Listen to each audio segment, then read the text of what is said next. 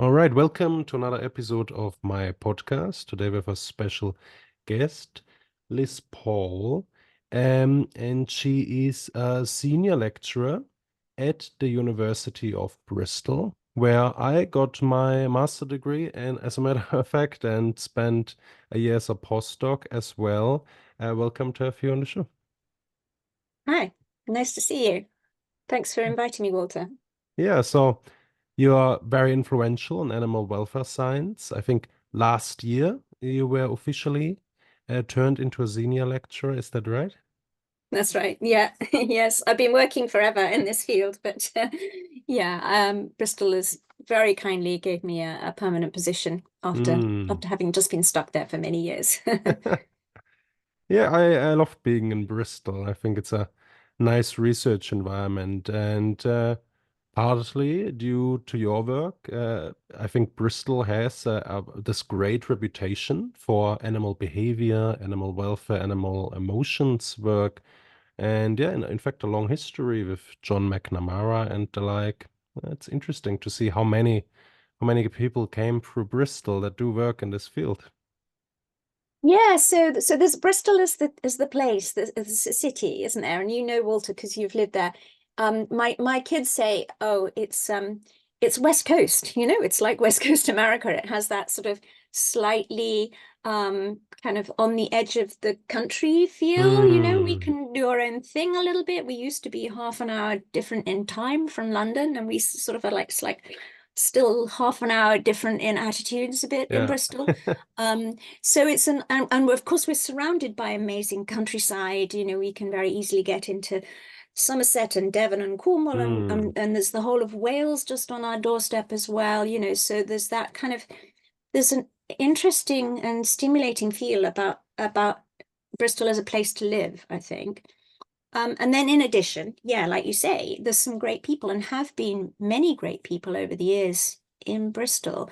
Um, yeah, there's like, well, everybody's heard who's interested in animal behavior and comparative cognition and things will have heard of the Morgan's canon about how you Hmm. interpret what an animal is doing. And yeah, Morgan was a professor in the psychology department at Bristol. Oh, I So didn't know I've that. actually Interesting. yeah. So there's a nice little drawing of his dog opening a gate at the front of his house Hmm. in one of his publications. And I actually went on a little bit of a pilgrimage to try and find the gate. Oh, But unfortunately, it doesn't exist oh anymore. no, that's Yeah, sad. really Yeah. sadly, because I wanted to kind of like replicate the Take a picture, picture. in the Yeah. modern day. But yeah, so that's really sad. But yeah, so I guess Bristol's got a long tradition. I was an undergraduate in Bristol, and I guess part of the reason I became an undergraduate in Bristol was I didn't get into Cambridge. Yeah. So I'm going to follow this theme through. Academic careers are full of failures as well as successes. Hmm. And so, but as it turned out, Bristol and over the years Cambridge as well have given me lots of good things. Um, and I guess my choice of Bristol as a place I studied psychology was that it had a very strong animal behavior and learning theory and things like that Hmm. theme going on. But also, um, there was a kind of, there were other things I could study in Bristol beyond psychology as well, which was a really great opportunity. So I could study philosophy and physiology as well as psychology, which was a great thing for me at the time as a young student. Um, yeah, and nowadays, and over the last, in the years since I've been working at Bristol, there's always been this group based at the vet school, slightly strangely, a kind Hmm. of cross-disciplinary group of people, not just vets by any means, zoologists and biologists and psychologists like me. Um, and over the years, this group has grown enormously and hopefully has been very influential in behavior and welfare. Hmm. And it's been a great privilege to be part of that. And in addition, we've always been able to then integrate with other people in other departments in Bristol as well. So there's, like you mentioned, Alistair Houston and John McNamara has been, Hmm. fantastic. I've written a couple of papers with them, and it's been fantastic to learn from them. So yeah, just as an Hmm. example, as well as all my colleagues at the vet Yeah, school. I wish there was more collaboration. In fact, so when I did my postdoc with Samir Okasha, who is very influential in the philosophy of evolutionary theory, he had a weekly reading group, and John McNamara would occasionally show up to give his insights, which was very nice to see. But one of the reasons I actually went to Bristol was that they had a unique master program called Philosophy of Biological and Cognitive Sciences. Unfortunately, due to the university administration, they had to get rid of that program and Oh, no. try to unify that with other programs into a general philosophy of science master, which was very sad because I know from the other students who came there to study this degree, it was particular because of that they wanted to come. And Bristol, yeah, had this reputation of really going deep in biological and cognitive sciences. And it's not just in the philosophy department, but also in the other departments, right? So it's nice to see these parallels. Yeah, it's a shame. I mean, when I first came to Bristol as an undergraduate, they had just closed the psychology and physiology course, which is a really important, Mm, I came from kind of not, wavering about whether to study neuroscience or psychology, and then to do physiology with psychology seemed like a really sensible idea. yeah. And they just dumped it the year that I arrived. Although that then gave me the opportunity to do a little bit of philosophy as well, which was nice. Mm, But then even in more recent years, the we had a number of students come through from the psychology and zoology joint degree as well, joint BSc. And that lasted much longer than psychology and mm. physiology, but it still got closed in the end. Interesting, Um, yeah. and that's really unfortunate, partly because I would have been really happy and keen to sort of got more involved in that program, but also, it was producing really, students with some really in-depth knowledge of animal behavior and things. No, it is strange how there's often this difference between the administrators who want to get rid of programs that perhaps don't have as many students to try to consolidate them into larger programs, but the researchers themselves are very much in favor of not doing that. It's strange how you get this difference. Yeah, yeah, and there's always a tension, isn't there, between Yeah. administrators and lecturers. At the vet school now, we have a whole new course. So Mm. it's very odd for me in some ways to be based at a vet school because I'm Mm. not a vet and I Yeah. know nothing about veterinary science really. Um, it's over the years it's given me the opportunity to work with some vets, which has been really nice, and do some sort of Mm. what I call more side projects Yeah. about vet students and how they deal with the ethical and emotional issues involved in veterinary work. Mm. And also more recently doing work with kind of like what you'd call human factors in veterinary studies. So things like why do people keep animals like brachycephalic dogs, these very Mm. short muzzled dogs like French bulldogs or pugs and things. What are the human factors involved in perpetuating in a way these major veterinary problems by just Mm. buying these Right. animals in large numbers. So it's just given me the opportunity to do sort of things like that. But at the vet school as a whole, we are, the administration and the need to produce vets who kind of have what's called first aid competencies. The course gets shrunk down until it's just incredibly focused on what the vets need to know rather than maybe what the lecturers would love to impart, Mm. about their broader field. But what they have done in the design of this new, very focused course is they're providing something called deep dive lectures, Mm. which start, I think, in the second year and probably go through. It's all being developed at the moment.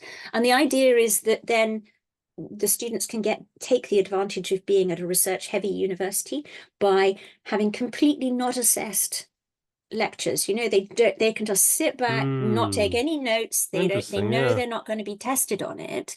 It's still compulsory lectures, but it's just a chance for them to kind of be inspired really and to kind of meet up with Mm. some people who are doing some really interesting research and just let it wash over them, in the Yeah. hope that a fraction of them might go, wow, this is Right, it's why I wanted to come into this, a bit similar to the American liberal arts programs where you just try to get a different perspective on things and try to expand sort of your viewpoints. It can be quite useful.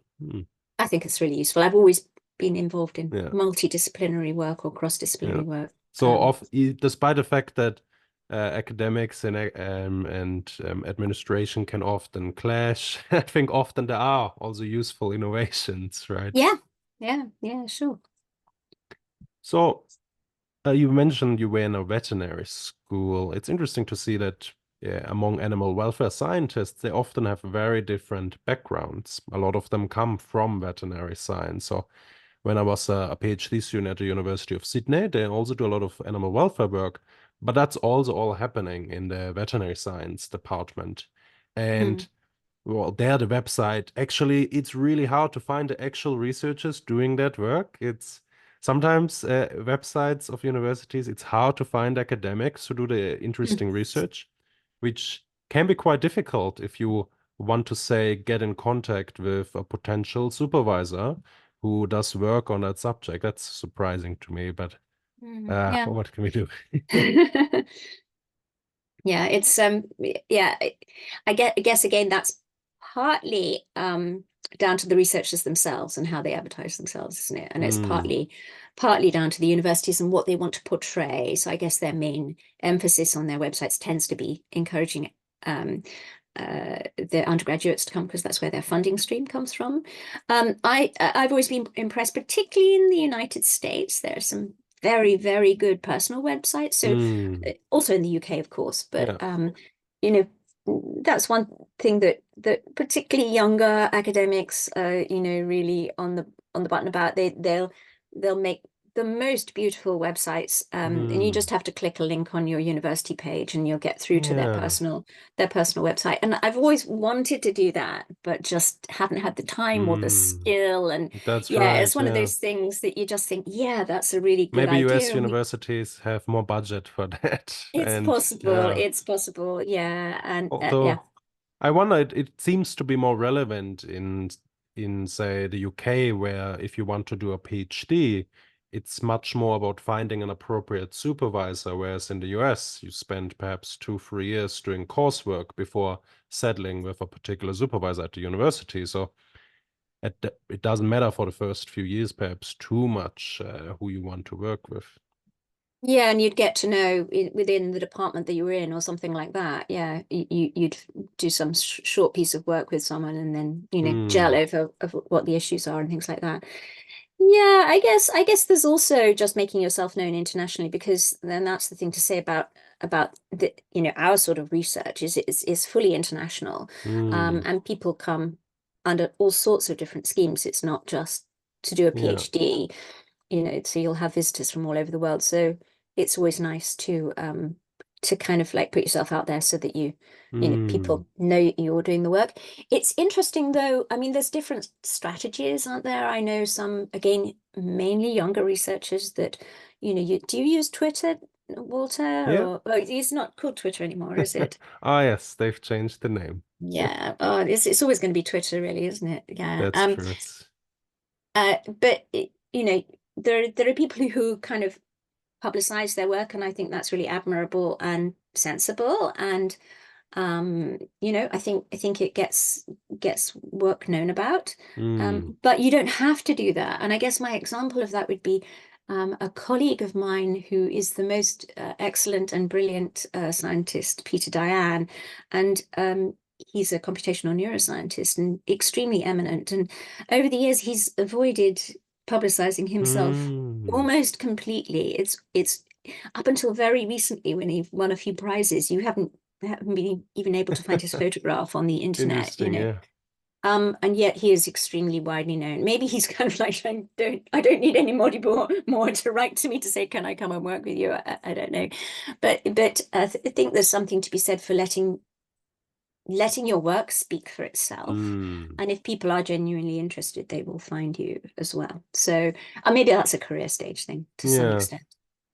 Yeah, I wonder about this. I mean, social media is becoming ever more present in our lives, and at the same time, there's just so many more scientific papers on any subject than perhaps there were in the past. So in the past, well, everyone who works in a field probably reads all the papers, but that's becoming less and less possible. So often it might be seen as sort of a means to get your papers publicized, right? Yeah, yeah. And I guess we're still sort of grappling with the whole social media thing, Mm. where's it? Well, it's never going to settle, is it? It's always going to change over time. But what role it has. So I'm an oldie in that respect, and I see my kids, sort of spending so much time on social media. Yeah. Not normally to find interesting academic papers, it has to be said, but pursuing their interests, whatever they are. Mm. And I just don't have the time for it. I'm Yeah. sorry. And I know a lot of people of my age that, my world is completely full. I'm never at a loose end where I think, oh, I might read somebody else's opinions about something. Mm. It's full. I'm done. So yeah. Yeah, I think when do I check something like Twitter when I'm traveling to work in Reading? It takes me roughly 2 hours to get to work, but that's because I walk part of the distance instead of taking the bus. And yeah, listening to podcasts is actually something I do a lot, which is why I started this one as well. I was just, well, if I listen to all these podcasts, maybe I could record some as well. Yeah, I think it's nice. And I do listen to podcasts as well because it is a Mm, really good way into finding out in really easy terms, really kind of lightweight way about what somebody's writing about. And then you can go to their papers if you think, oh wow, that's mm, interesting. And also I love audiobooks too, yeah. because I've always got other things to be getting on with. I do a lot of washing up and cooking and Mm. sewing and all sorts of things like that are a terrible waste of time if you can't be listening to a podcast or a book I agree. as well, Yeah. So yeah. No, I do the same thing. If I do household chores, cooking, I often listen to a podcast. But I even did that to some extent during my student days, where I thought, all this time wasted. I need to get on. Perhaps maybe there's something on YouTube related to the lectures, and sometimes there is. Sometimes you can even listen to the lectures recorded on your phone, which is great. Um, yeah, so I think that's a useful thing that now lectures are often being recorded and students can listen to them repeatedly. Um, Yeah. Yeah, I certainly noticed that when I read a paper, I often read it twice mm, because there's something amazing happens in the brain yeah. when you've read something once and then you read it again, just the familiarity, the ability to predict what's coming next, suddenly Mm, makes the second reading so much more fluent and understandable. Especially in something that's quite challenging. Maybe yeah. some challenging papers you have to read them more than twice, but yeah, so that's really useful. So another thing, if you can listen to a paper and then read it, for example, then you've Mm, kind of like broken the ice with it. that's I true. think, Yeah, I often do that. Although often the apps are a bit dissatisfying and turning the text into audio versions, so it's like terribly broken. yes, yeah, you get some quite funny bits sometimes. Yeah. So if someone wants to do a PhD in animal welfare science, how do they best contact you? Oh, they can just email or write. Gosh, yeah, Yeah. we might even get letters occasionally. No, but just contact directly. What we tend to do here in Bristol with PhDs, there's different PhD Mm, programs. Of course, we have people who come from abroad who bring their own funding. So then they're just kind of saying, look, I've got this funding. Would you be interested in mm, supporting me as a supervisor? So that's one route. In terms of advertising PhDs, we have local Bristol University funded PhDs, and then we have Research Council in the UK, it's UKRI. mm, Research Council funded PhDs. There's a Southwest scheme for a number of universities in the Southwest, which offers PhDs um, each year. And the process that we go through, which is quite an interesting one, it's useful for the students to know probably, is that usually both for university funded PhDs and for UKRI funded PhDs, mm, uh, we as the supervisors first of all apply to have one of these projects. So we kind of make a proposal about what we think the research should be about. Then that gets advertised both on the university website and on things like Find a PhD that students know to go Mm. to. Then the students all apply. We shortlist them and we interview a few students in a very informal way. And we look at the criteria that either the university or the or the UKRI funded body specify as being their criteria for taking on a PhD student. Excuse me. And then we basically just nominate somebody from our list of candidates to go through. And then it's the university or the in our case, it's called Southwest Bio PhD scheme. They interview the students and then they don't worry at all at that stage about whether the project is any good. So our role as supervisors is completely thrown away at that point, and they just go for the best students. So there's a sort of strange situation where we need to advertise to encourage the very best students to apply, the really highly qualified, really enthusiastic, really good, well-performing students. And so in many ways, it's not just the student showing us that they're great, but we need to show them that we're great too, if you see what I Interesting. mean, Yeah. to get the very best students to apply. Because if the very best students don't apply, they won't get through that second level of kind of interviews and questioning from the actual funder, Are basically. you currently advertising one of those PhDs on a pre-funded project? Not at the moment. We've just gone through a round. So normally that would be in the autumn. And there are occasionally other PhD systems that come up, through charities and things like that. And sometimes they're completely out of the blue. Sometimes they would be as part of a big grant, for example, that we would get funding independently for a PhD student. And then we would have complete choice over who we take on. It would be us rather than the funder. So there's a range of different things, and so they can pop up at any time of year, but mostly it would be advertised sort of late September, early October, that kind of thing, and they would be decided by now. Interesting. Do you get So, roughly the same student numbers applying for those? oh, it's really variable, and it depends on the topic. So over the years, we've done quite a few PhDs which have been looking at emotion, but kind of taking into kind of involving quite a lot of computational modeling. So that's really a collaboration between me as a supervisor and my other animal welfare colleagues or animal behavior colleagues, and then some computational scientists or mathematicians. And then it's actually been, we've had some fantastic students, but they tend to be quite rare beasts, people that are interested in animal welfare and behavior and computational modeling, for example, or mathematical modeling. And sometimes it's not easy to kind of find them in the first place. On the other hand, I've got a colleague who works with companion animal behavior, and there's always lots and lots of students who want to work with companion animals. So they do very well for themselves. Because people go, oh yeah, that would be nice. So there's a great pool of people to choose from. Interesting. And So you know advertising a PhD on dog research, that gets a lot of yeah, so people there's some interested. strategies that you can go through and kind of go, oh yeah, there'll be lots of puppies involved. Then you get lots of people, bit of computational modeling, but mostly just puppies. Yeah. Yeah, in philosophy, I'm actually surprised that if you think about all the possible PhD projects people work on, it's often very obscure niche topics that it would be hard to sort of explain to non-philosophers why there's interest even working on this subject.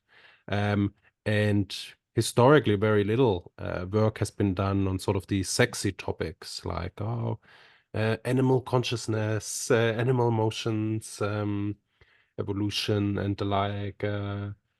But now there is quite the shift there, I would say. I think a lot of people are becoming interested in doing that work. So we'll see what happens in the next decade or so. Maybe there's a lot of new PhD students coming into philosophy, trying to work on the philosophy of animal minds, emotions, welfare. It's quite encouraging.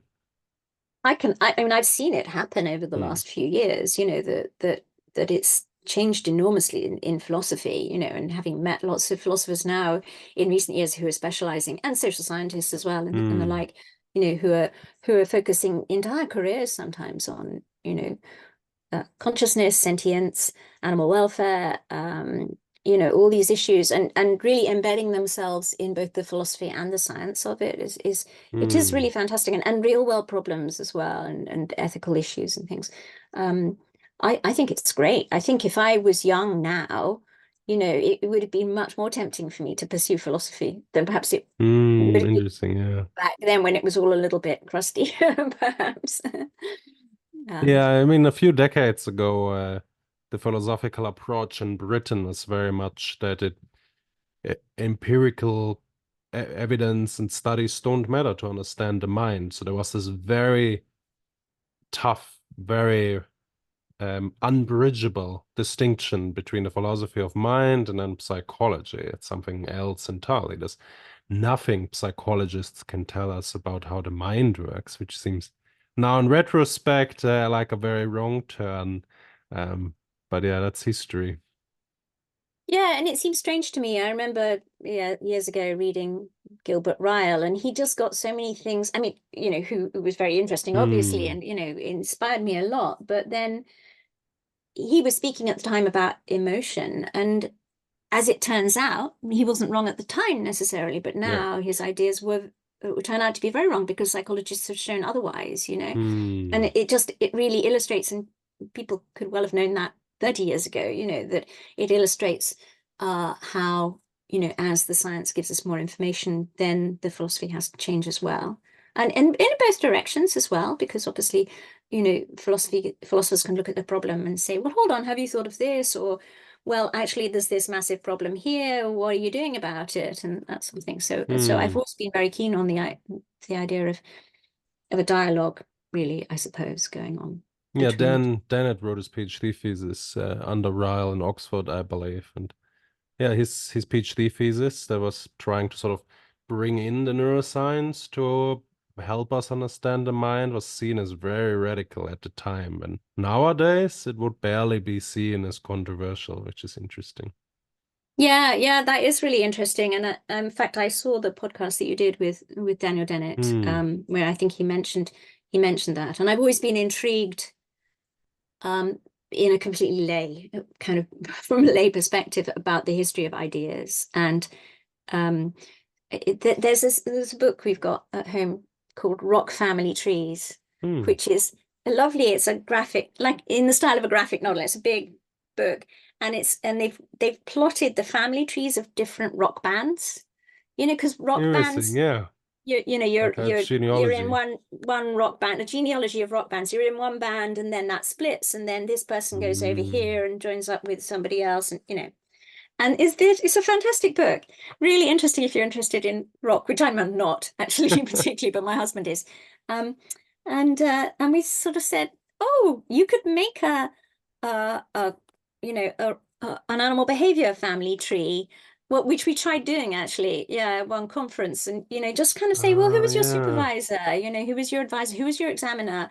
And you start to kind of like see these networks of links, and that's what's quite nice, and why we were talking earlier about the international nature of Hmm. science, um, and philosophy, and all these things, that we're all part of a big family, and we're all interconnected because your grandparent, supervisor was also the supervisor of somebody over here in the States, maybe, who's the great Hmm. grandparent of somebody you're now collaborating with, and the ideas follow through. Obviously, we have to try to sort of be aware of what ideas are going to bias us, and where we might be misled by this ancestry, but also kind of like revealing kind of new links by people going off and then coming back to a yeah.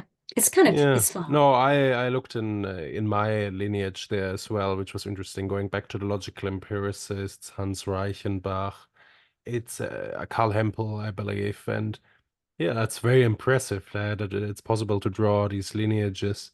I got my PhD in the Sydney School of History and Philosophy of Science, and I was often surprised that there's so little work in history of animal behavior. There's a lot of work on Darwin, just uh, inexhaustible. Uh, it almost seems like 90% is pub just another book on Darwin. Um, although I want to say, I think when I got into philosophy of biology and reading Darwin, I was myself keen in getting very deep into the history of Darwin. And so probably makes sense that then a lot of historians have a similar approach when they get interested in the history of biology. Darwin is just such a central figure that inevitably you've specialized to some extent there already. But there's so much interesting work in the history of animal behavior, and there's good books on the subject. And yeah, I was told that I should cut most of the history of the field out of my PhD thesis. Originally, there was a lot of discussion of the behaviorists, Donald Griffin with cognitive ethology, development of animal welfare science, animal emotion research, and I think there's an interesting story to be told. Maybe at one point I'll pitch a book to a If you have press. to cut lots, yeah, make another Yeah, book. I think every paper I ever write, it ends up being three papers, because I kind that's of right. spend ages writing, but no, that doesn't quite fit. It's a whole nother story. Mm, Yeah, yeah, but certainly, I mean, the links between the early physiologists and psychologists, and they're coming from very different sort of, comparative psychologists and physiologists, totally mm, different areas.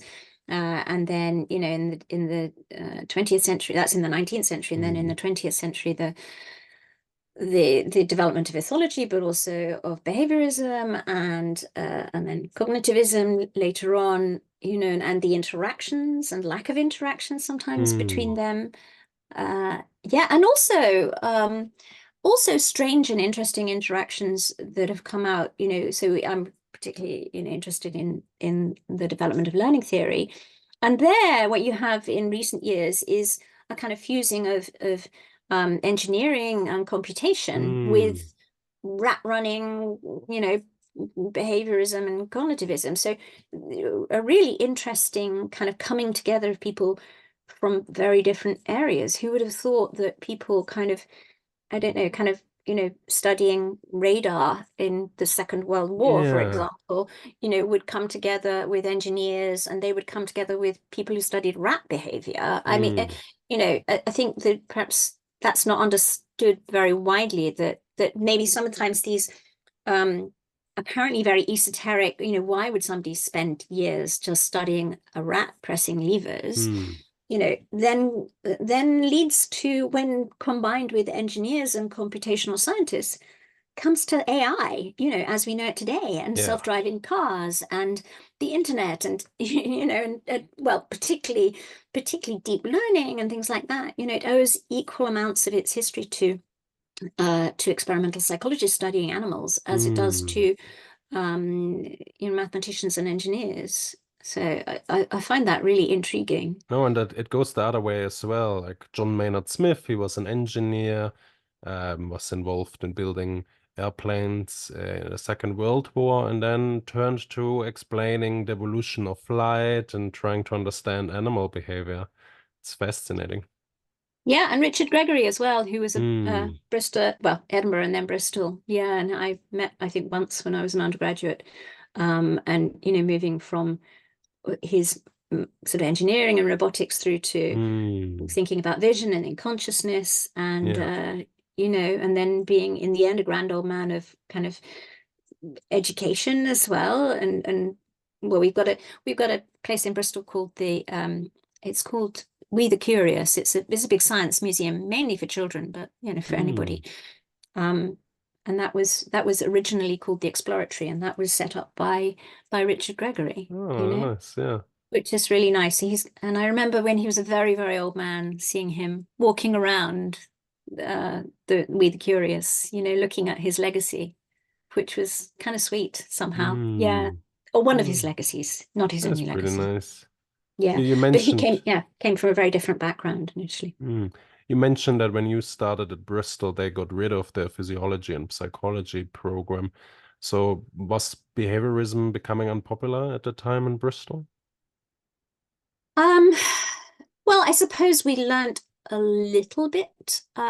So I was doing pure psychology. We must have done a little bit of animal learning work. Interesting. And we learned we had a bit of ethology and things, but it was not actually, as it happens, an animal heavy department. Hmm. And there were two kind of reasons, I think, for that. And one is that a professor, before I came to Bristol, a professor had died, probably Hmm. as a result of a bite from a monkey who had green monkey Wow. disease.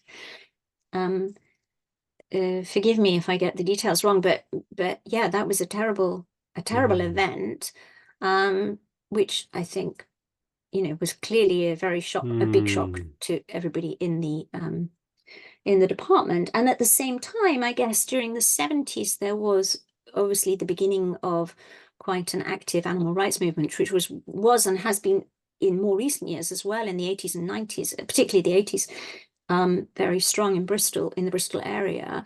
And at the time I arrived in Bristol in the early 80s, uh, they had decided to stop all animal work for these two reasons, I Hmm. think. A kind of mishmash of the two reasons, the death of the professor Interesting. and also the kind of political activism of the students, apart from anything else, that they Hmm. were saying, we don't believe in this. So it wasn't really an academic thing of sort of rejecting behaviorism. And Hmm. John Crook, who was the sort of main ethology lecturer, was still around, although he was moving into kind of interest in Buddhism and things like that by then. Um, and away perhaps from animals, he was more interested in humans by that stage. Hmm. Um, but yeah, so actually, yeah, I think that maybe at that time there was a bit of a crest of a wave going on, that there was a shift in society as a whole, and Bristol was just reflecting that. Hmm. Yeah. So I don't know. I think I probably learned a lot of my animal learning stuff by myself, Hmm. perhaps. Yeah, rather than I was obviously inspired to a certain extent by my lecturers, but it wasn't taught very heavily. Let's put it that way. Interesting. And then when did you turn to your research focus on animal welfare? So so I was, oh, where do we start? Where do we start? Hmm. I came into studying, I suppose if you start right back at the beginning as a teenager, probably when I was about 16. I've heard some of your other interviewees kind of going right back into Yeah. early childhood and things like that. So I suppose, yeah, to be very brief about that, I guess I was always animal mad and Hmm. um yeah, wanted to be a farmer or a vet or something like that. I grew up in the countryside where I was exposed to lovely the lovely aspects of farming, like beautiful warm kitchens with manky old Aga in the corner, Hmm. not a posh, flashy one like rich people have in their kitchens, and always a couple of orphan lambs sitting underneath it and a cat on, a very elderly cat sitting on top, kind of cooking its life away. Um, and, you know, lovely kitchens where you could wear your Wellington boots and nobody would mind. And, you'd get given, I remember being taken to a friend's house. My parents weren't farmers, but a lot of our friends were, to see a calf being born and things like that. So I had a sort of Hmm. strong sense, and also living in the countryside and loving wildlife and things like that. So I guess I had a strong sense of wanting to work with animals. And then probably as an early teenager, I watched an amazing TV program that was narrated. I think it's probably still out there on YouTube, narrated by Peter Ustinov, who's a Hmm. fantastic actor and communicator, talking about Einstein and physics and E equals MC squared and relativity and things like that. And I went, no, I don't want to do work with animals. I want to be a physicist. Oh, physics is amazing. I guess that was the sort of, first introduction to big questions. And then I found physics at school intensely boring because it was all like cooling curves and electricity and things like that, and Hmm. no, no relativity at all, which was most disappointing. Um, I read on my own a bit about that. But then I discovered consciousness probably a 16-year-old, completely by accident by reading a book about popular sort of neuroscience, Mm. really. And I discovered the work of Nick Humphrey and Larry Weisskranz and blind sight. So this is the phenomenon where people who have damage to the visual cortex, the major visual center at the back end of the cortex, who have no conscious experience of vision, and yet somehow over the years will learn to guess correctly about what their eyes are fine, but they guess correctly what's in front of them. And Weisskranz and Humphrey had a macaque that they did surgery on and removed the V1 cortex, the main visual cortex. And what Humphrey noticed was that these animals did seem to learn to navigate visually again in their environment and be able to do tests and things like that. And that just blew my mind. That was, you know, a bit like relativity and the wonders of the universe. It was like this other big question out there. It was like, what on earth is consciousness? And so as a sort of, you know, impressionable 16-year-old, I thought, well, this is it. I'm going to study psychology or neuroscience and, you know, it'll be wonderful and I'll solve the problems. But at the same time, I was really fascinated in particular by animal consciousness and ethics as well. And, you know, is it ethical to do such a thing to a monkey? To a macaque, and that was at the same time where these the mirror self-recognition tasks were being developed as well and published, where you put a spot on the forehead of a chimpanzee or you know, another animal, and you see whether when they look in a mirror, whether they go, oh, hold on, I've got something on my forehead, let's rub it off, kind of thing. And that was the idea that maybe these animals had some sort of idea of self, a kind of concept of self. And actually consciousness at that stage was much more to do with, you know, animal behavior. People studying consciousness was much more to do with mirror self-recognition and concepts of self and things like that. And really quite high level things like having a theory of mind about what might be going on in the minds of others. So that was kind of probably the late 1980s when I was just graduating. So I had done this degree in psychology, and I thought, wow, I want to do animal behavior, but nobody's really researching consciousness. Nick Humphrey talked about empathy being a marker of consciousness, potentially being a marker of consciousness in animals. So I wrote to a few people after I'd finished my degree and said, I'd love to do a PhD in empathy, because at the back of my mind, even though I knew nobody was really talking about consciousness, and it wasn't like you're saying about in philosophy, it wasn't an acceptable thing to do. I thought, well, if I study empathy, I'll be kind of edging closer towards it. And, you know, even if nobody's talking about it just at the moment. And I got turned down again. There you go. This is what we call the anti-CV, all the ways that, you know, where you've had failures. So I failed to get a PhD, and I went off and did some other things. And I did some work as a statistician, and yeah, I did a bit of animal behavior work.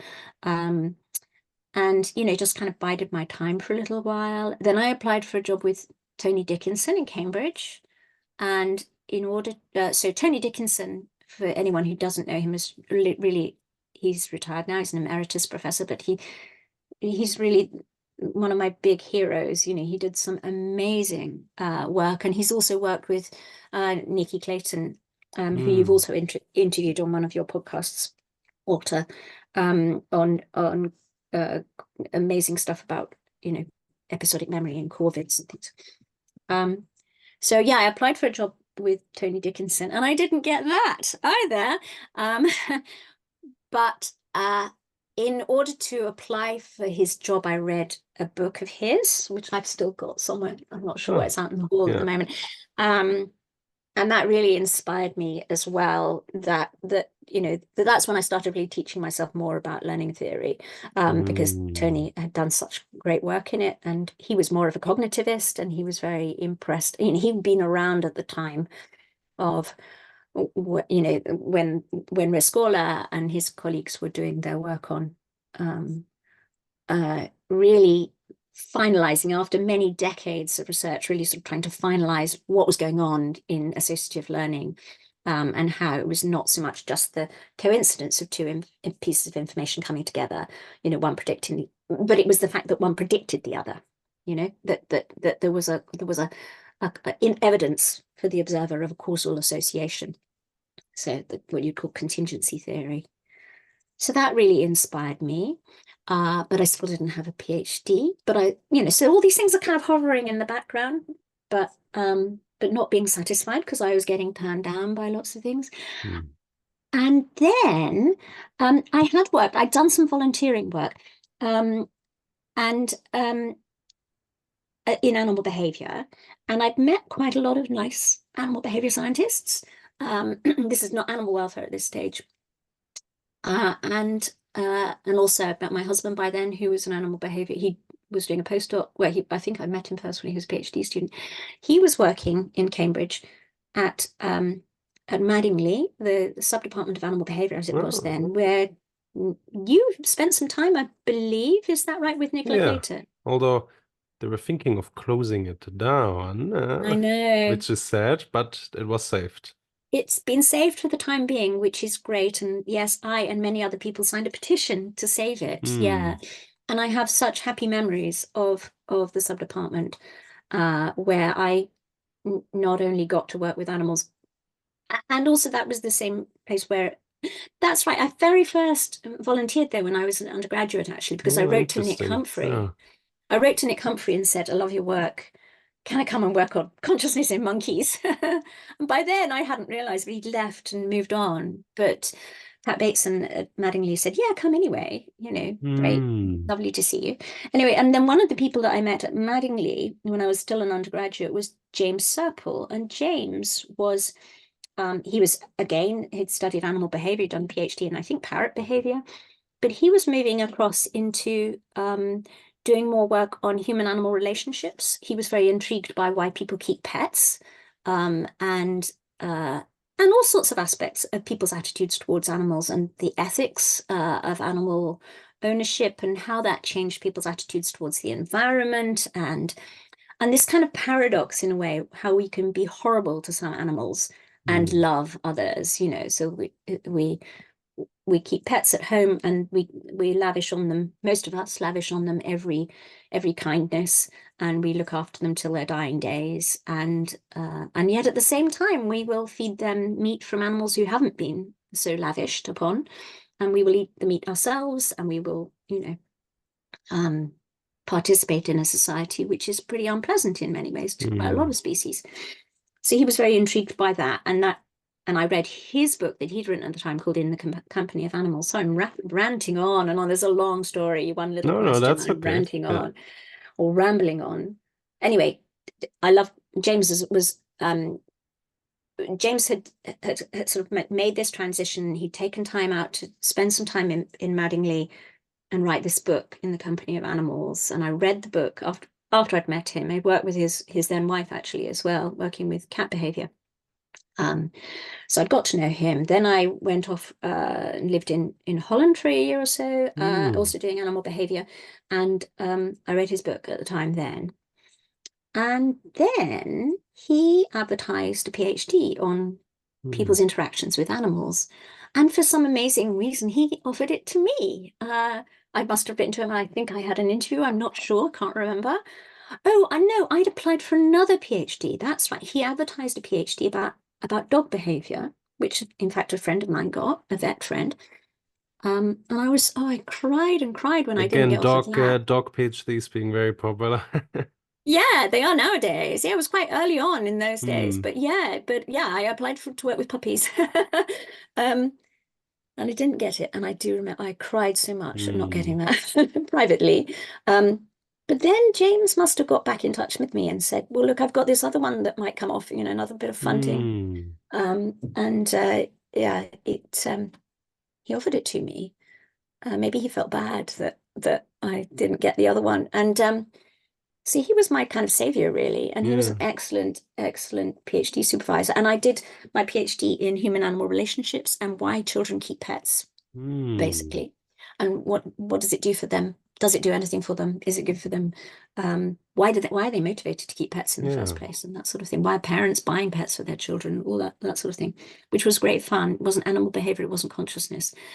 But as one part of that, so the kind of main finding, well, there's lots of findings, probably main couple of findings from that were that pets are a bit like, not completely, but they're a bit like children or babies, Mm. and they satisfy desires or needs in us to care for others. But it's not just adults who need who need to do that or want to do that. It's also children. Children in most societies around the world do a lot of child rearing. So older children look after younger children. And one of the nice results that we found from that was that children who are only children in a family, so they don't have siblings, and children also who are the youngest in the family are the ones that are most pet motivated. Mm. So that kind of like, that's just an empirical finding, which seems to support this hypothesis, this idea that to some extent, not entirely, but to some extent, pets are fulfilling a childlike role in people's lives.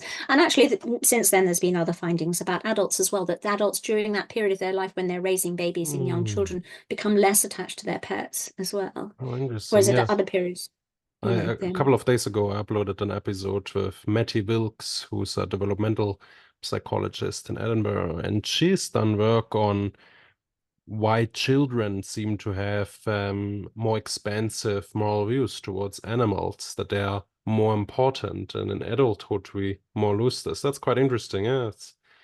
That you were That, one that of the pioneers of that work here. Yeah, so that was really early on. Not many people were doing it, which was nice for a PhD Mm. because they only had about 100 references to read, I mean, now it'd be thousands, wouldn't it? Yeah. Um, yeah, animals are really important to children. There's two things that I think that are really important to children that kind of dies out a little bit in adulthood. And the other thing is art. People have written about that. Children draw and draw Mm. and draw, and adults don't very much. And I've heard artists Yeah. say, this is such a shame. We should all be allowed to carry on doing our drawing. And, Mm. why do we lose that? Um, children children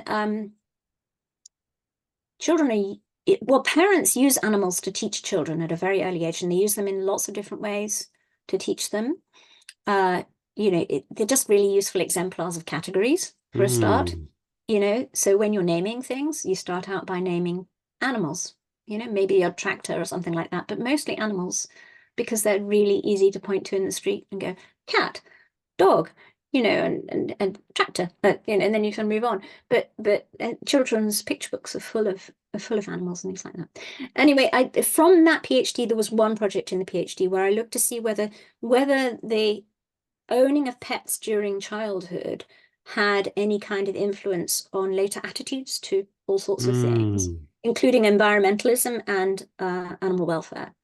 And so I just kind of stuck that in really as an extra project that I thought would be fun to do as part of the PhD. And it came out back really, probably the strongest results of all, which was that as a result, it's not causal because it was a correlational study, because I was sort of interviewing and questionnaring people in young adulthood, Mm. students basically, and getting them to report back on what childhood pets they had, and then asking them about their current attitudes. And there was just a strong correlation between having kept pets, particularly cats and dogs. So what I'd call these kind of highly interactive pets, not ones locked away in cages, but highly Mm. interactive pets that are living as part of the members of the family. They're being treated with in that moral way, as being kind of a fairly equivalent moral status to other humans in the family. And people are seeing a lot of their behavior. So they're kind of getting an insight into that animal as a living being, in a way that you do more than just having a hamster in a cage, tucked out the way most of the time and sleeping, of course, with hamsters because they're nocturnal. Yeah, so these people who'd kept cats and dogs particularly were much more likely to have pro animal welfare or animal rights views, and be more likely to Mm. also have what you'd call in those days pro environmental views, so be more concerned about environmental degradation and things like that. So that's sort of how I moved into animal welfare, and I was very interested in vegetarianism and meat eating and animal experimentation. Did some work on like where people come from in terms of their beliefs about sentience of animals and whether they endorse animal experimentation or not, Mm. which of course they're very closely linked, so that people who were at that stage members of something called the Research Defense Society, this would have been the early 90s, I think, who were researchers who were doing research on animals and were becoming very, very badly persecuted Mm. by certain factors within the animal rights movement for doing this research. They generally had views of animal sentience as being much less than people who, I contrasted the extremes. I contrasted people who were members of the RDS, the Research Defense Society, with people who were members of animal rights organizations. And not violent ones, but just rank and file supporters of animal rights. And there was a massive difference in their beliefs about animal sentience. So on the whole, the researchers were tending to think that maybe primates were sentient, possibly some other mammals. Sentience as in the sense of having some kind of experience of consciousness and conscious valence, so the capacity to suffer, so Mm. potential to experience pleasures and pains. And the animal rights people were really thinking about maybe bacteria being conscious, not necessarily saying that they definitely were, but just kind of both groups were kind of saying, I don't know, I'm wondering about this. But we did some quite nice analyses where we just looked at the species that they named and the animal groups that they named in their deliberations. And so the deliberations for the animal researchers were, in a way, what you call kind of higher up the phylogenetic hierarchy, Yeah. this idea that there's this, the scala naturae of there being more intelligent, more sentient animals, and then less intelligent, smaller brained, animals. So they were focusing their interest in sentience and very different, their questions about sentience at very different points in the hierarchy. So I got very interested. I suppose in the 90s, I was mostly working on people's attitudes towards animal welfare and animal rights. There was some nice stuff that we did on children again as well, which was really interesting. And sadly doesn't get cited very much because Mm. it's difficult paper to access, unfortunately. But I spent many interesting hours watching. I did a content analysis of children's TV in the mid Interesting. 90s, I Yeah. suppose, looking at how adult TV producers and makers depicted animals to children. And interestingly, that work hasn't really been followed up that much, but it was very Mm. clear that children's television, like children's books, are absolutely full of animals. But there Yeah, were, seems very popular with children. TV shows like Bluey and the like. yeah, and depending on your age and the age, if you have children, you will have seen certain certain series, that kind of stick in the mind. And at that point in history, and it would be very interesting to get someone to sort of do the work again and look now and look across cultures as well. The even for very young children, TV makers as representatives of the society that we lived in then, and probably it's still similar today, are conveying these awkward realities about animal welfare and animal rights. And so they're telling, and what they're doing is they are, well, in that particular study, what we found was that animals would be talked about, companion animals would be treated like they are in everyday life, as sort of very human-like. Animal death and suffering, or potential suffering, but animal death and sort of disregarding animals was very much, and violent behavior towards animals and things like that was excluded, and mainly focused on fish and invertebrates. So these animals were being Mm. portrayed as not being morally relevant, not being having any moral status, Yeah. whereas cats and dogs and pet animals were treated as being highly morally relevant. And then farm animals, the ones in between, in a way, that are kind of pretty much like cats and dogs, but they live a different life in our Mm. societies, were almost completely excluded from discussion. They were veiled. It was not talked about except for these kind of happy depictions of farms where there's Daisy the cow and she's friendly with you know, Porky the pig or whatever, but their deaths and their, you know, their use is not mentioned at all. Hmm. And so, yeah, it was quite interesting, and even for very young animals, society as expressed through these makers of TV shows is telling children where you should look and where you shouldn't look, what you should ignore, what you should not care about, like the invertebrates. Um, and the only kind of exceptions to that were these crazy, very humorous programs where there was a lot of cartoon-like violence, even towards pet animals, for example. And it was made into a joke. So that was another way, you know, either you veil these difficult issues or you accept them, you know, but only for very tiny animals, or you make it into this ridiculous, big, bloody joke, you know. And there was a particular show that did that a lot. Hmm. I don't know whether such shows would be around anymore, but yeah, I think that was a really interesting study. I'm quite proud of that in a way, you know.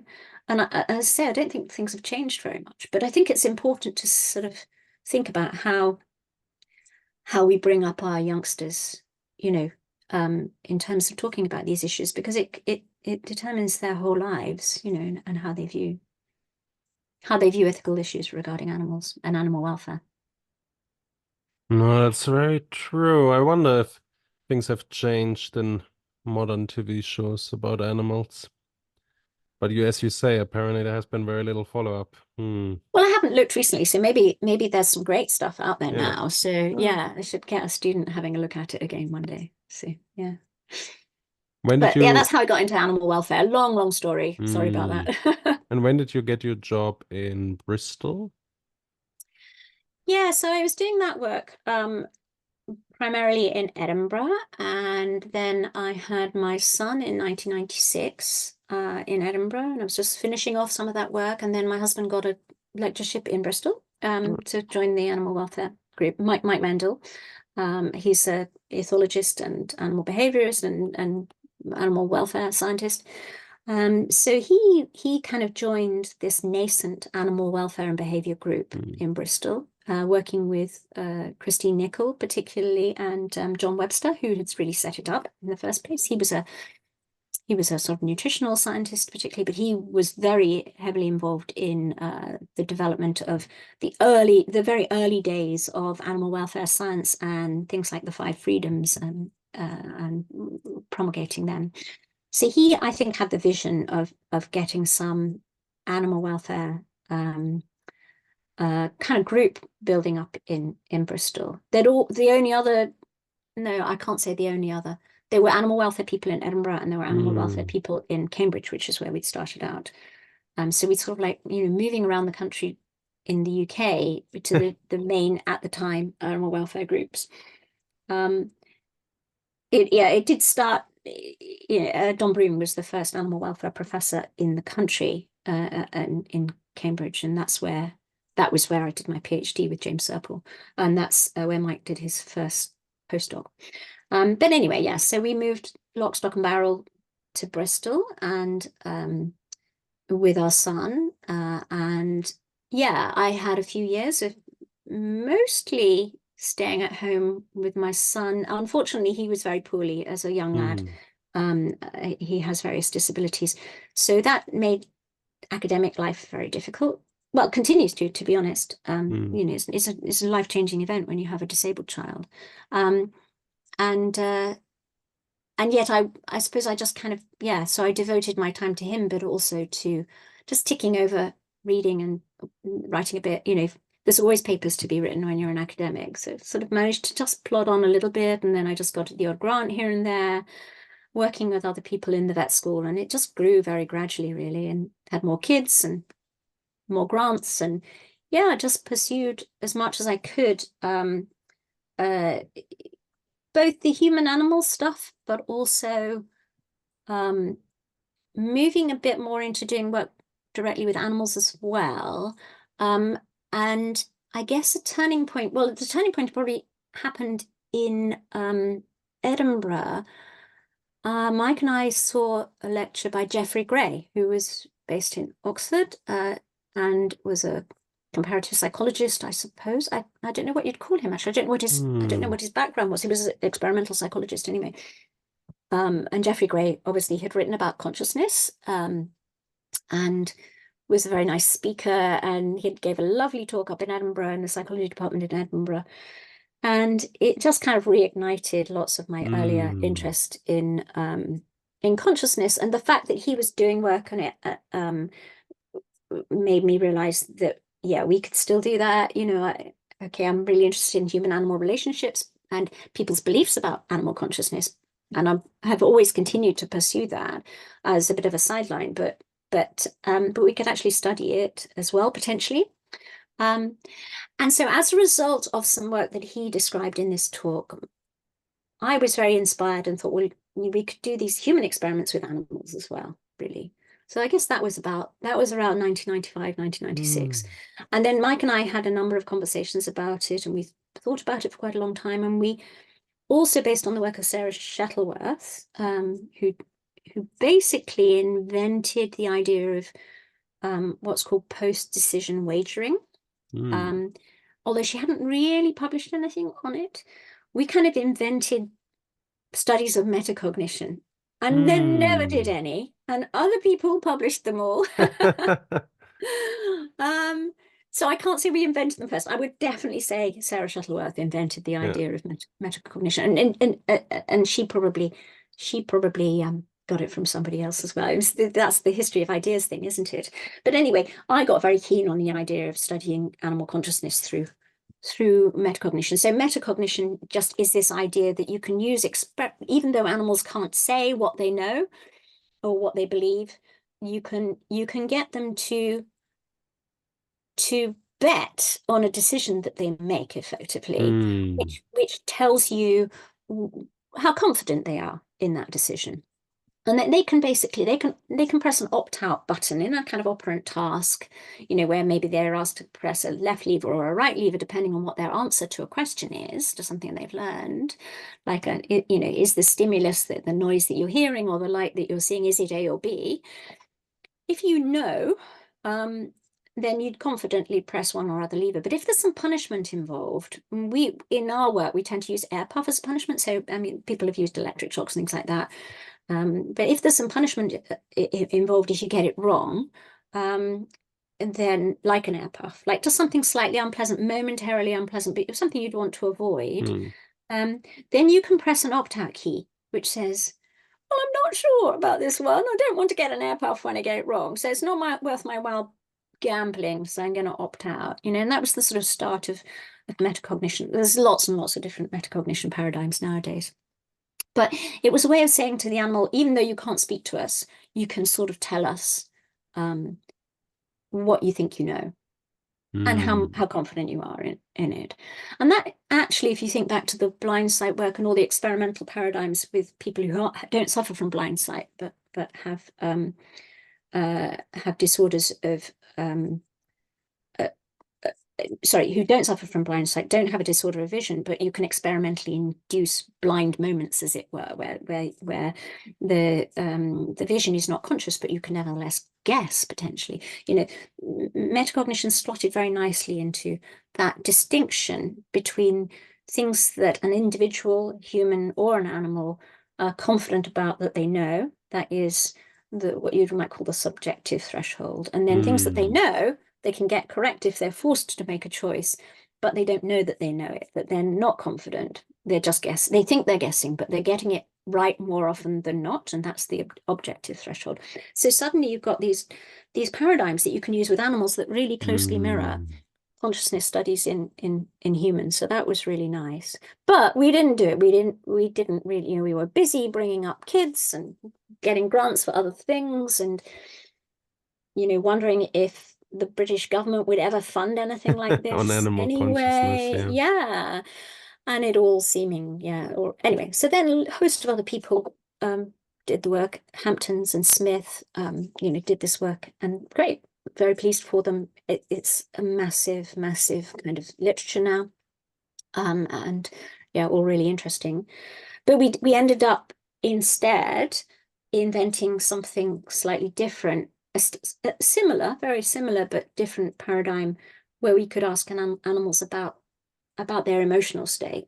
And of course, that's the most important thing as far as animal welfare is concerned, is not so much whether they're conscious, but whether they're conscious of good and bad, of pain and Mm. pleasure. And so, yeah, so we invented or developed this kind of paradigm where an animal can effectively, through its behavior in a test situation, report how whether they think something is going to have a good outcome or a bad outcome. Some sort of surprising stimulus, something ambiguous, is going to have a good or a bad outcome. So how can I very simply explain this? The principle it's based on is generalization. So that's a simple principle in animal learning theory that people who've learned, who know about learning theory will know of a kind of generalization curve, which looks like a simple normal distribution. It kind of like there's a peak responding at the top of the curve, at the crest of the wave, which is that when you're shown a stimulus and you learn that that stimulus reliably predicts an outcome, say a reward of some sort. If you're a dog, then some doggy treats of some sort. Then if you show that animal some stimuli so the stimulus might be a noise or a sign or a position in space. It could be also, a color. It could be all sorts of things depending on the species and how to smell, depending on what the species is good at sensing. If you show then a stimulus, so let's say that it's a tone, a noise of some sort, a note. Then if you then present the animal with notes either side of it, so this has been known for many, many decades, 100 years. If you present stimuli, if you've taught them that a particular note is predictive of a lovely food treat, and then you present sometimes notes on either side, higher or lower tones, for example, then the ones that are really close to it, so only a fraction different in frequency, will produce the same operant behavior to get that food treat. But as they become more and more distant, then you're less likely to get that response being prompted. So that's generalization. So then we thought, well, okay, we can train an animal to see whether they generalize effectively optimistically or pessimistically. So people hadn't really done that with generalization before. They thought about generalization and the different sorts of learning methods that you could apply in generalization studies and how that would affect the generalization curve. But nobody really thought about individual differences in generalization and whether some animals kind of, as I say, generalize optimistically or pessimistically. So a good, really, really simple example of this sort of task would be training a dog to run to a food bowl in a room. So maybe I can show it on this, on the screen. Yeah. You've got a square room. The dog is here on one side of the room, and then you've got a food bowl on the left, which produces, when they run to it, they're held onto by the owner. On this side of the room, you've got a food bowl that's full of, well, not full of, it's got 2 or 3 very nice food treats in it.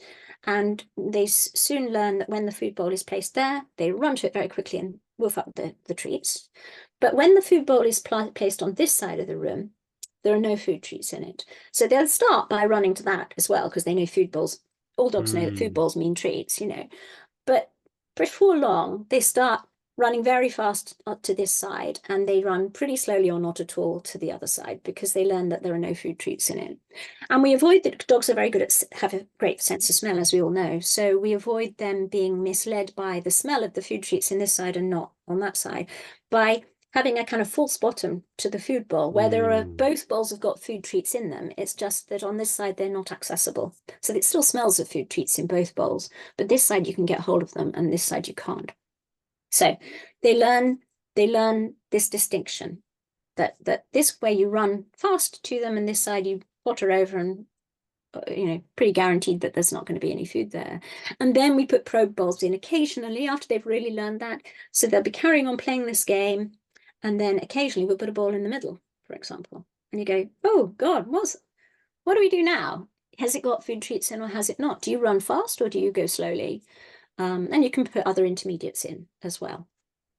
And that's effectively by having the rewardeds on this side and the non-rewarded on that side. Obviously, some dogs get it in one side and some on the other, so it's all nicely counterbalanced. You you can see whether how fast the dog will run to these other intermediate, what we call probe bowls at different places. So this is done over a long period of time, and they just get one bowl at a time. And quite often we have to not put too many probes in because maybe the probes aren't rewarded. And if you did it too many times, they'd learn that these other what we call probe bowls are never rewarded, that they're just like the unrewarded one. But to start with, they're optimistic and they kind of go, well, they're hopeful. Let's maybe put it that way. Dogs are always hopeful, aren't they? You know, and they'll try running to these probe bowls. But what happens, what you'll find with across all dogs, is that they will run more quickly to the probe bowls that are close by the one that's being rewarded, and they will run less quickly to the probe bowls that are close by the unrewarded one. So it's called a go, no go task because the decision they have to make is whether to go fast or to not bother going at all. It's a waste of their energy, or go very, very slowly. And it's a generalization because they're generalizing the bowl nearest the food bowl. And it makes sense ecologically, doesn't it? That if you found food in one patch, then probably nearby patches might also have food in them. But if you have never found food in another patch, then probably, you know, there won't be food in nearby patches either. So there's a generalization you can plot for all animals. You can plot a really nice little generalization curve. Well, it's half a generalization curve, so it kind of does that. It's a sigmoid. And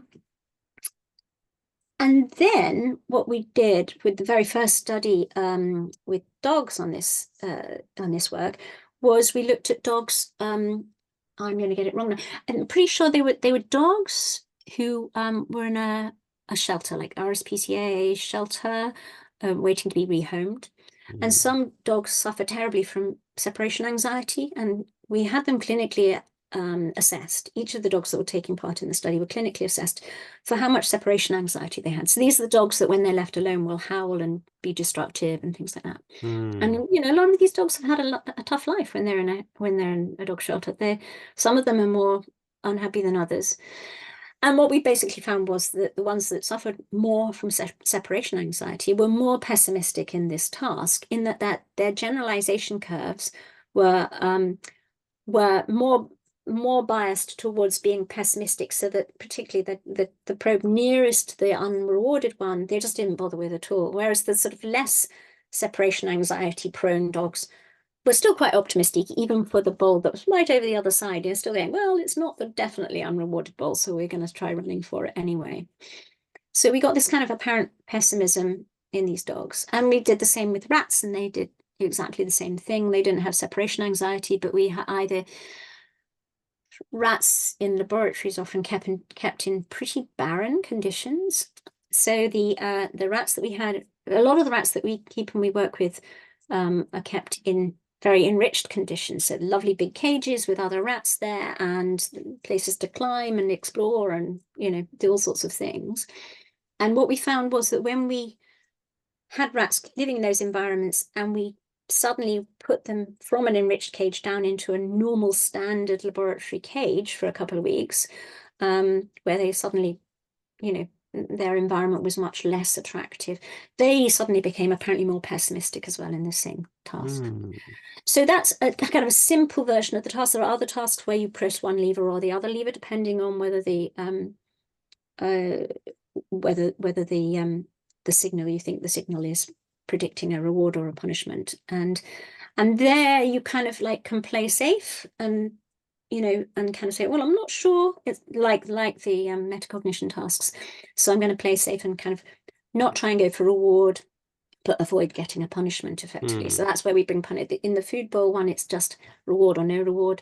But in these lever press tasks, we can offer them a reward or a punishment. But if they're not certain, you know, they have to decide whether to risk it and go for a reward, but maybe get a punishment, or they have to decide whether to play safe and avoid getting a punishment, but definitely don't get a reward. So would you say these cognitive bias tests are good at assessing lifetime welfare? If animals show to be very optimistic, it shows that they've perhaps led a good life?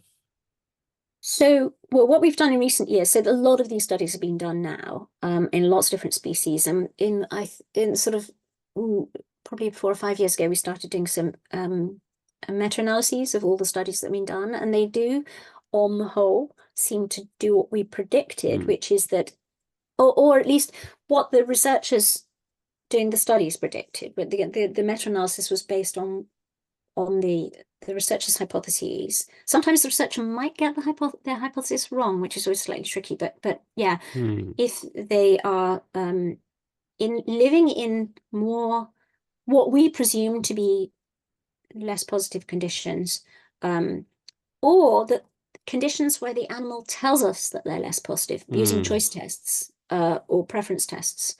Or what you might call a working for test. Animals can make decisions about where they would prefer to live. And there is some, from the meta-analyses, we could say that things that the researchers thought animals would prefer are the living conditions that then also associated with greater probability of a so-called apparently optimistic response. But there's lots of variability. There are differences between different species. We predict that this might work for any species, but a lot more studies have been done with rats than other species. So we've got pretty good evidence with rats now, but maybe not so much with other species, not least because we just haven't got enough data yet. But there have been these cognitive or judgment bias tests done even on insects, like bees and ants and things like that, and that appear to work, that these animals appear to show pessimistic or optimistic like tendencies. But there's debate and an interesting problem about to what extent we are tapping a temperament in those animals. Like, are they, because we tend to think about pessimism and optimism in humans as being temperamental, something that is lifelong or at least long lasting, that you're an optimistic or a pessimistic person, and to what extent they're generated by a kind of a background mood state that might change across time. And so we tended to look at this kind of idea that mood would predict this sort of decision making, that mood has a function in the real outside world for animals and for humans of helping us make appropriate decisions by kind of nudging us in the direction of the likely outcome when we don't know the answer to something. So if we've lived in a very rewarding, happy environment, where things come easily to us, that we're healthy, we can easily catch our food or grow our food, and the weather's been great, and everything's been successful and hunky-dory, then when presented with a gambling situation of some sort where you need to decide whether to be optimistic or pessimistic about taking a risk of any sort, then we need to then we might be quite optimistic. Whereas if we've had a really rough time, then it's safer to be pessimistic sometimes, and that information is carried through our mood, or indeed through our personalities, in a longer term way. Maybe we don't have evidence for that. So yeah, so sometimes it's difficult to tease out how much is temperament and how much it's mood, or kind of a more acute emotional state. Sometimes instead tests where we've tried to study this and manipulate an animal's emotional state acutely in a very brief period of time just before the test. And a famous one that was done with sheep. Sheep on farms have to be restrained for certain, for shearing and things like that, and for other being given worming medication. And I don't know if you've ever worked on a farm. Well, so there's lots of things that you occasionally have to sort of restrain a sheep for, and they don't like it particularly. And this was Doyle did some work, I think it was done in Australia, and she restrained sheep and then did a judgment bias test immediately afterwards. And actually her results came out completely the opposite to what was expected. In the animals who'd been restrained were optimistic, and the ones that hadn't been restrained were nowhere near as optimistic, but we're significantly less optimistic. But then, and that's happened a few times when something bad has happened, you'd expect the animal to be in a negative state. Actually, the judgment bias tests come out as positive.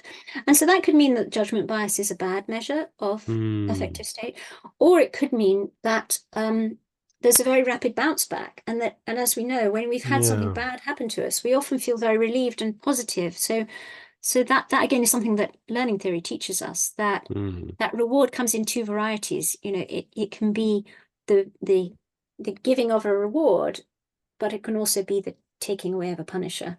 You know, they both end Hmm. up with positive states. So a lot of work remains to be done. What would you say is perhaps the or should be the primary goal for this research going further? What should be tested next? Oh, golly, that's a good question. I think there's it's like a branching tree when you start doing some Hmm. research. I think that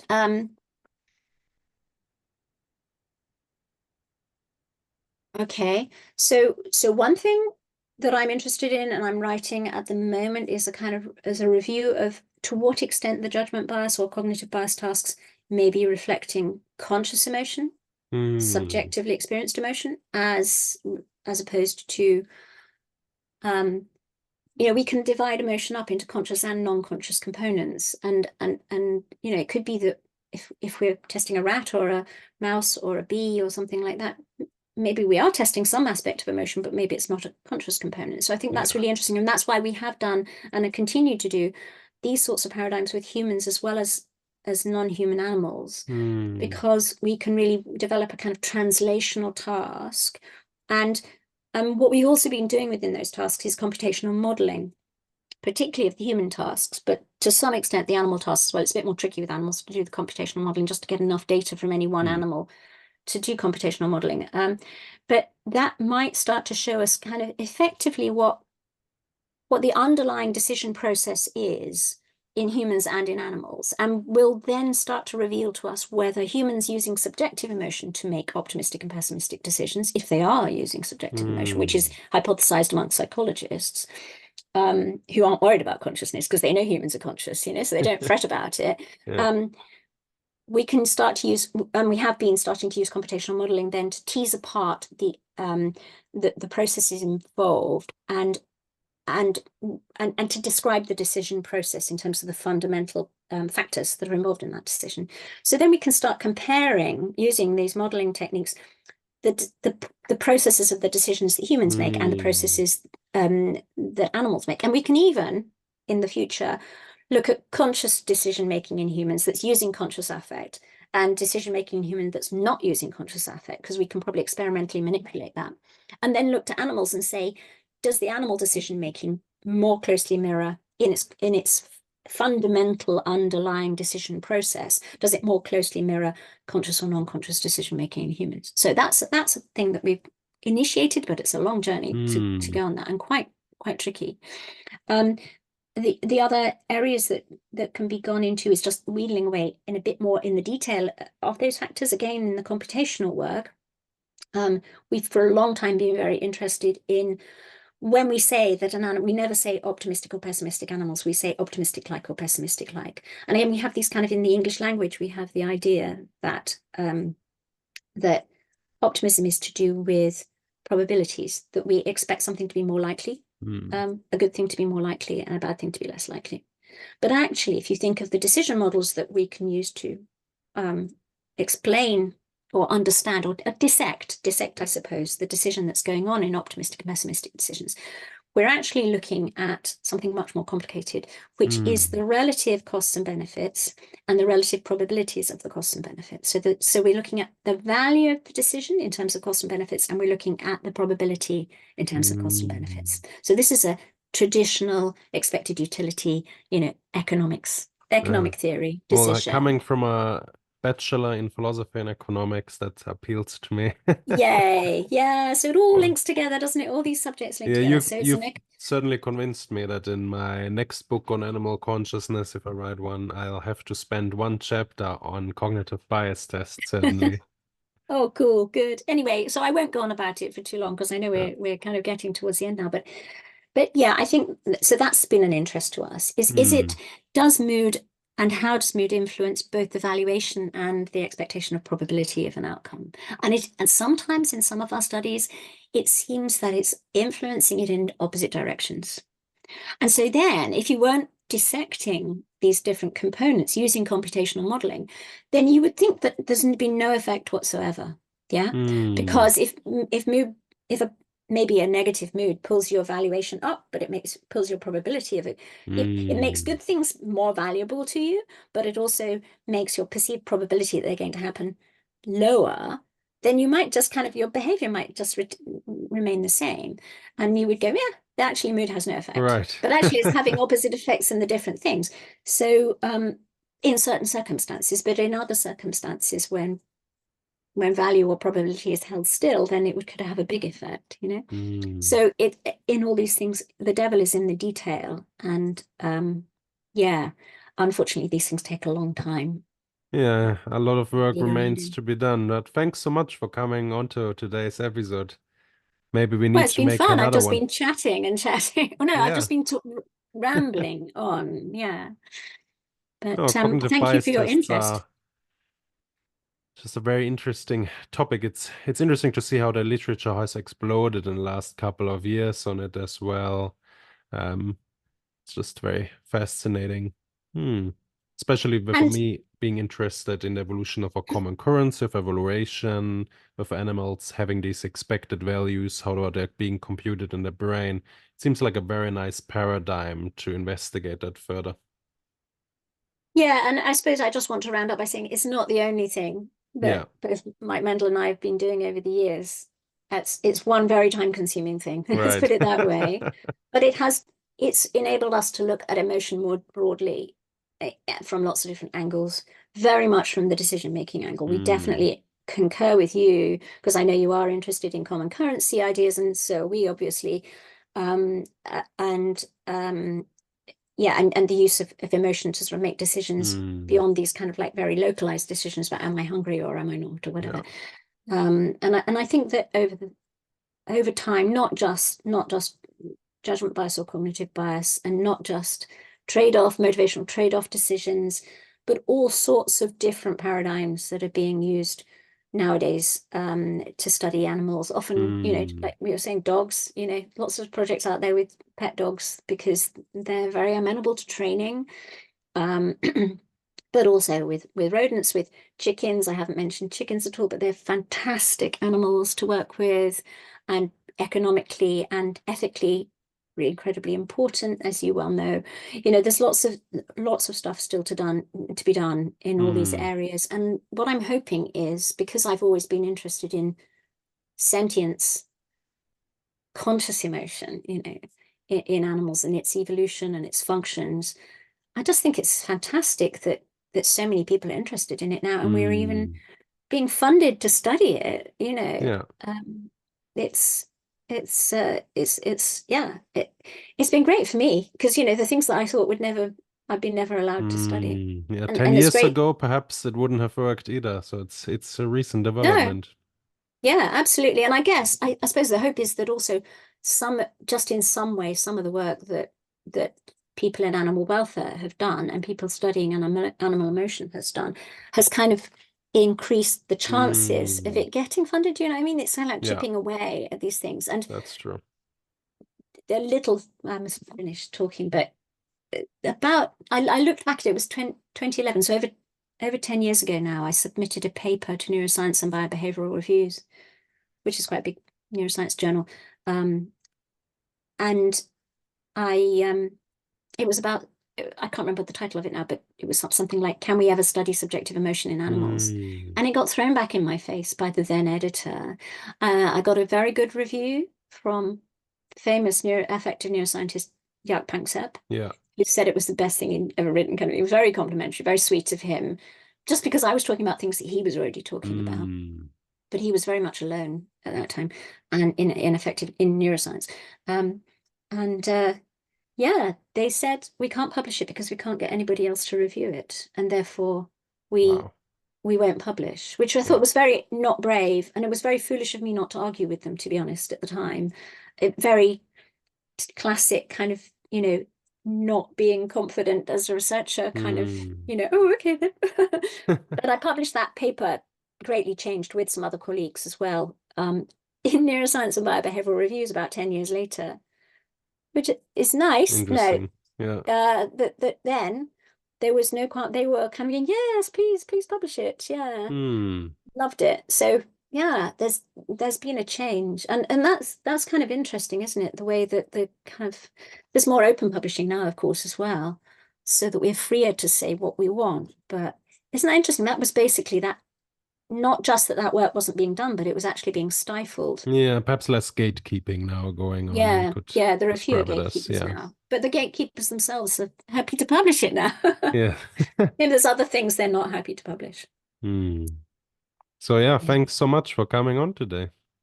Well, thanks for chatting with me, Yeah, Walter. And maybe we need to do this again at some point. Can tell yeah, us about the yeah. updated research.